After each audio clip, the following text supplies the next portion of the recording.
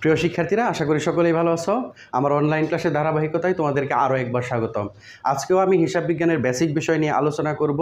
আজকে যে বিষয়টা নিয়ে আলোচনা করব সেটা হচ্ছে বিমা সেলামি বা বিমা প্রিমিয়াম। বিমা সেলামিটা বাংলা শব্দ, বিমা প্রিমিয়ামটা হচ্ছে ইংরেজি শব্দ। দেখো, আমরা যখন আমাদের কোনো সম্পদের বিমা করি, সেই বিমার জন্য বিমা কোম্পানিকে নির্দিষ্ট হারে একটা নির্দিষ্ট সময় পর পর কিস্তি দিতে হয়। এক কথায় কিস্তির মতো করে টাকা দিতে হয়। এই যে নির্দিষ্ট সময় পর পর আমাদেরকে টাকা দিতে হয়, মানে সেটা কী বাবদ? কিস্তি বাবদ। কিস্তিটাই হচ্ছে স্যালামি বা প্রিমিয়াম। এখন এই যে টাকাটা আমাদের, এটা একটা কোম্পানিকে নিয়মিত এই খরচটা বহন করতে হয়, এবং নিয়মিত খরচ বহন করতে হয়। এটা দ্বারা দীর্ঘদিন সুবিধা পাওয়া যায় না, অল্প কিছুদিন সুবিধা ভোগ করতে পারে।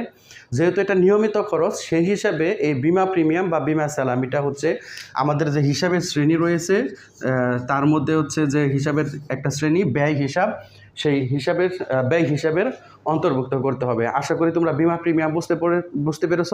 পরবর্তী ভিডিও দেখার আমন্ত্রণ জানিয়ে আজকের মতো এখানে শেষ করছি। আল্লাহ হাফেজ।